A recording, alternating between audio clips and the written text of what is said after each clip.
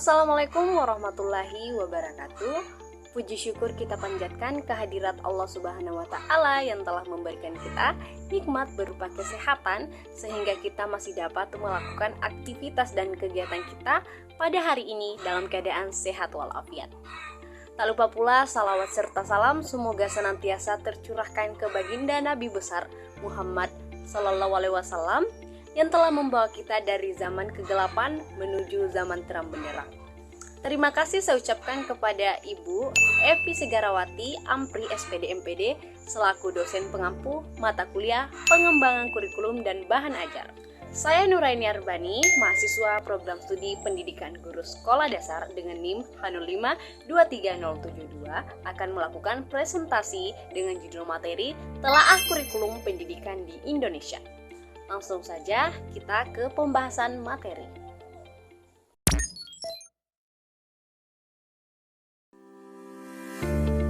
Kurikulum merupakan komponen penting dalam sistem pendidikan yang berperan sebagai pedoman utama dalam melaksanakan kegiatan pendidikan.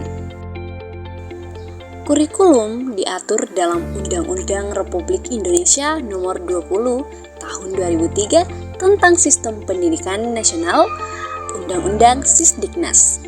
Menurut Undang-Undang Sisdiknas, kurikulum adalah seperangkat rencana dan pengaturan mengenai tujuan, isi, dan bahan pelajaran, serta cara yang digunakan sebagai pedoman penyelenggaraan kegiatan pembelajaran untuk mencapai tujuan pendidikan tertentu.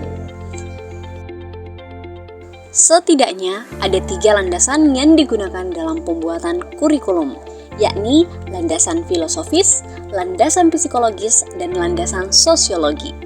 Landasan filosofis berfungsi sebagai landasan utama untuk membangun gagasan kurikulum. Dalam penyusunan dan pengembangan kurikulum, tidak lepas dari aliran-aliran dalam filsafat. Yang pertama adalah perennialisme. Perennialisme melihat pendidikan sebagai jalan kembali atau proses mengembalikan keadaan manusia saat ini seperti dalam kebudayaan ideal. Yang kedua, esensialisme. Esensialisme adalah pendidikan yang didasarkan kepada nilai-nilai kebudayaan yang telah ada sejak awal peradaban umat manusia. Ketiga, progresivisme. Menurut aliran ini, pengetahuan yang benar saat ini mungkin tidak benar di masa mendatang. Pendidikan harus difokuskan pada anak-anak daripada guru atau bidang muatan. Dan yang terakhir adalah rekonstruktivisme. Aliran rekonstruktivisme dalam filsafat pendidikan adalah suatu aliran yang berusaha memperbaiki struktur lama dan membangun struktur hidup kebudayaan yang lebih modern. Selanjutnya adalah pengembangan kurikulum. Pengembangan kurikulum merupakan dinamika yang dapat memberi respon terhadap tuntutan perubahan struktural, pemerintahan, perkembangan ilmu pengetahuan dan teknologi maupun globalisasi. Adapun beberapa kurikulum yang pernah ada di Indonesia. Yang pertama adalah Kurikulum Rencana Pelajaran 1947. Rencana Pelajaran 1947 adalah nama kurikulum pertama kemerdekaan. Kurikulum ini sangat sederhana dan hanya mencakup 2 hal utama, yaitu daftar mata pelajaran dan jam pelajaran serta garis besar pengajaran. Yang kedua adalah Kurikulum Pelajaran Terurai 1952. Yang paling menonjol dari kurikulum ini adalah rencana pelajaran harus memasukkan pelajaran yang berkaitan dengan kehidupan sehari-hari. Ketiga adalah Kurikulum Rencana Pendidikan 1964. Kurikulum Rencana Pendidikan 1964 difokuskan pada program Pancawardhana yang mencakup pengembangan daya cipta, rasa, karsa, karya, dan moral. Keempat adalah Kurikulum 1968. Dalam kurikulum ini, tujuan utama pendidikan adalah untuk meningkatkan kecerdasan dan keterampilan serta mengembangkan tubuh yang sehat dan kuat. Yang kelima adalah kurikulum 1975. Kurikulum tahun 1975 menempatkan tujuan untuk membuat pendidikan lebih efektif dan efisien.